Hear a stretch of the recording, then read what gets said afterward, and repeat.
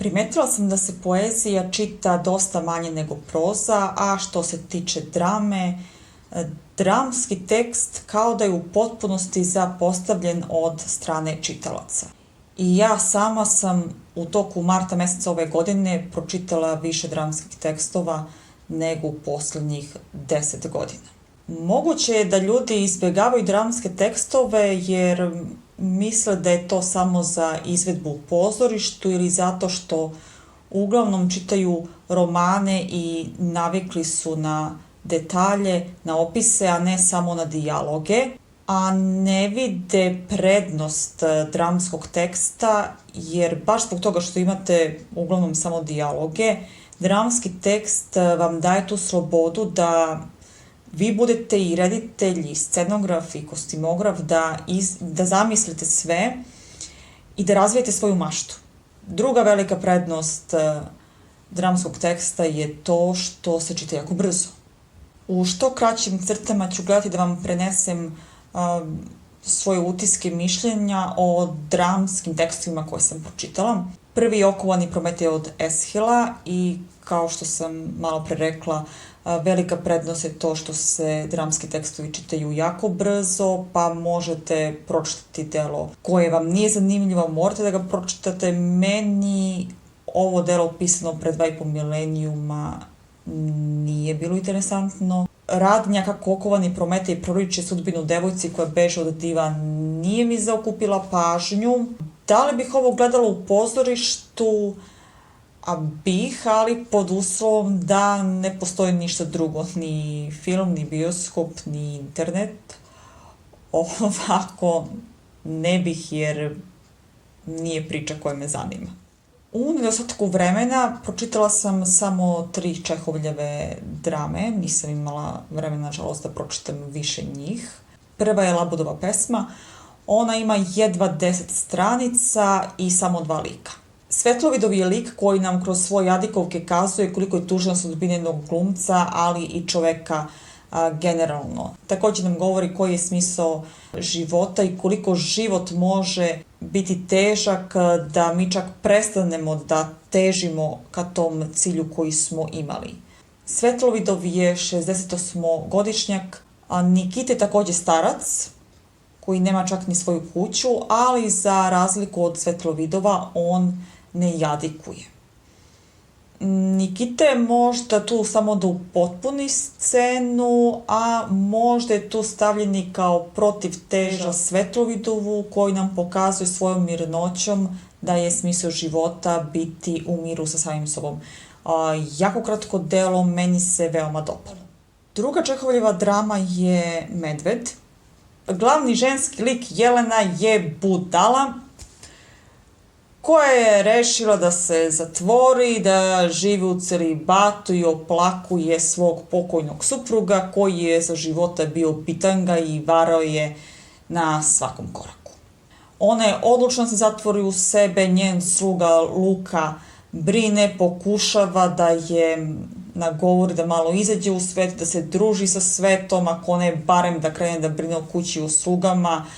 Pa miševi su mu pojeli vreju, a ona to ne primećuje i ne zanima je. Sluga pokušava, ali ne, ona odlučila da će se zatvoriti. To bi joj možda dobro išlo.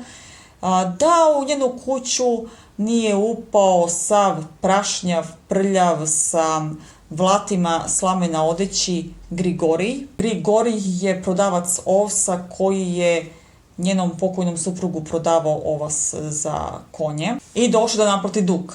On nema lepo mišljenje o ženama, ni Jelena nema lepo mišljenje o muškarcima. On Jeleni ne veruje da ona nema novac da mu odmah plati dug. Ona krene da izvodi nešto o nekom dvoboju i on onda shvati da je ona žena života njegovoga. Faćađu, ljubiđu i ona zaboravi na celibat i na oplakivanje, nažalost, na pokojnika i na sirotog konja Tobija. Na sluge to ona je već zaboravila. Treća Čehovljeva drama je Prosidba. Ovo je komedija koja prikazuje jednu tragediju. Ali kako je Čehov sve svoje drame nazivao komedijama, možda ovo zapravo i jeste tragedija sa komičnim elementima. Ivan Lomov je hipohonder koji ima 35 godina i odlučuje da se ženi zato što ima 35 godina. I ko će čeka pravu ljubav? Njegova susjedka Nata ima 25 godina, obrazovana je, ume da kuva, te je savršena za suprugu. Ivan Đu prosi od njenog oca Stepana, a Stepan je presrećan jer hoće ćerku pošto poto da uda, pa svojoj kćeri ne govori, ide u dnevnu sobu, došao je susjed Ivan da te prosi, nego i kaže, idi u sobu, došao je trgovac po robu.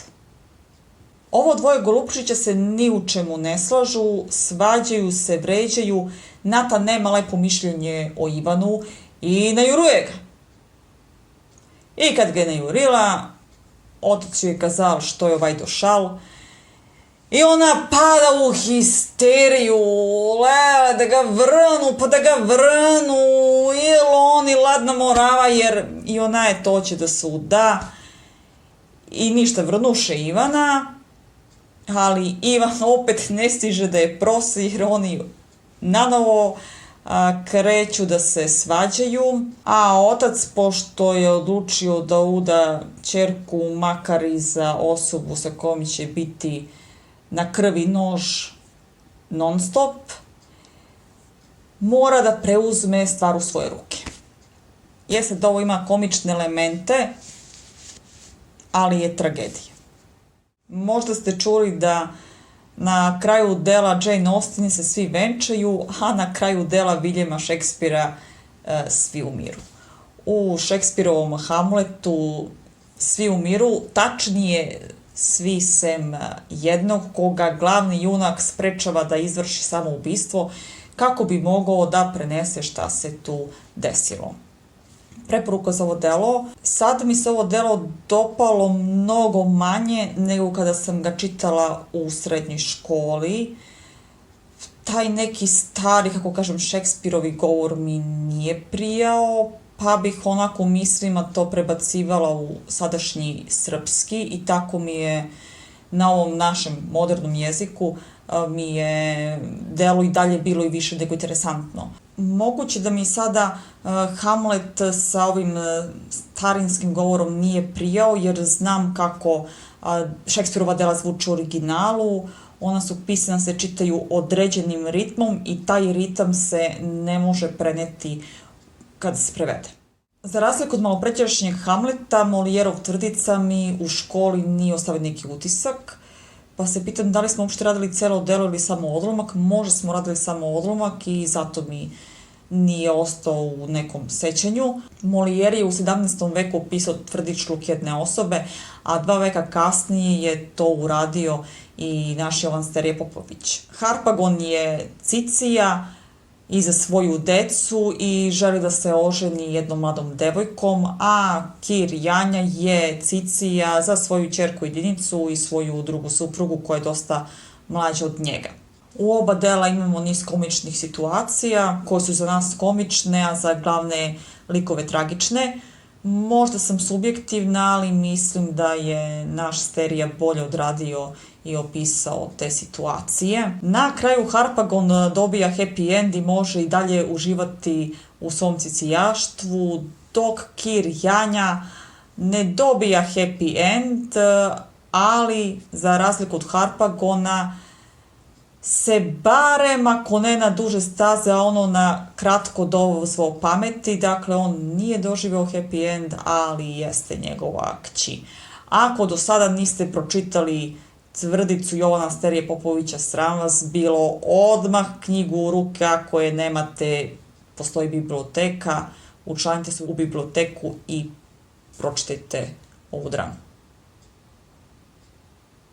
Odmah.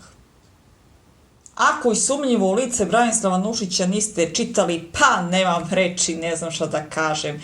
I to isto odmah u ruke, ako nemate sutra pravac biblioteka, pozajmite sumnjivo lice. Branislav Nušić nije uzrud proglašen za našeg najboljeg komediografa. Osobu nije lako nasmijati, Nušiću je to išlo kao od šale.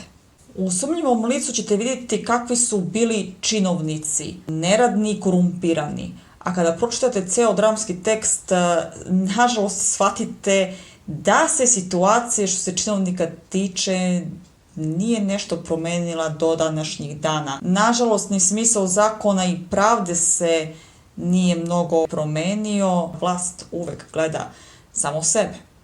Ova ozbiljna tema je utkana u nevini događaj. Devojka je sama sebi našla muža. Do 19. godine nije ni razmišljala o udaji, od 19. do 21. govorila roditeljima da joj nađu muža i kada je vidjela da od toga nema ništa, onda je od 21. godine uzela stvar u svoje ruke i našla sama sebi muža. Kako su povezani devojka za udaju, činovnici, sumnjivo lice, to ostavljam vama da otkrijete. Čitala sam ovu dramu i u školi i nekoliko puta posle škole i svaki put pa i sada ova drama ne gubi na draži. Smešna je i odlično napisana, to je moje skromno mišljenje.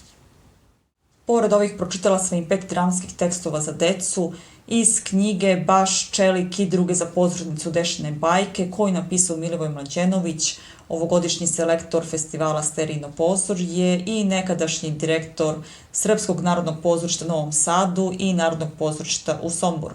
Knjiga se sastoji od 5 predstava za decu, to su Baš čelik, Slavuj, Ivica i Marica Crvenka pa i Smrđa Zlopogrđa.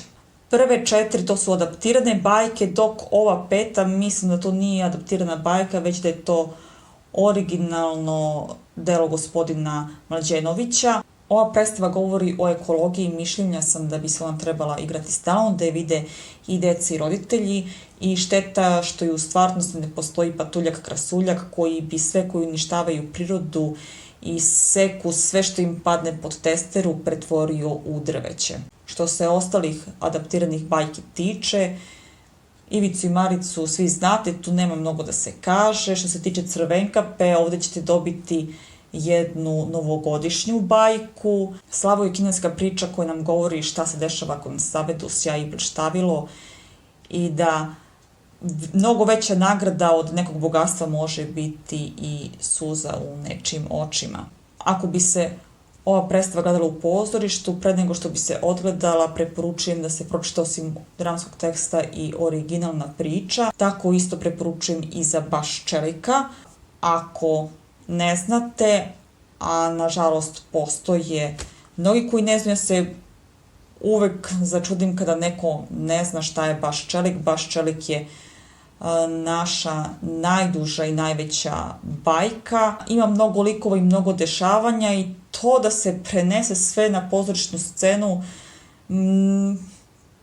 skoro pa nemoguće. Možda i moguće, ali tu bi bilo mnogo posla. Pošto je ovo predstava za decu, jako je pojednostavljena. U originalnoj priči imamo 3 brata, 3 sestre i 3 zeta, a ovdje imamo jednog brata, jednu sestru i jednog zeta. Ovdje Baš čelik nije neverovatno snažni starčić sa krilima, već je skalamerija od vanzemaljca koja sliči računaru. Dodate i vešica gvozdenzuba. I pored svih promjena, bajka nije izgubila na svojoj lepoti. Blagodarim svima što ste odgledali video, vidimo se uskoro sa nekom novom pričom. O čemu će ona biti, to još ne znam ni ja. U svakom slučaju, blagodarim još jednom i zdravo!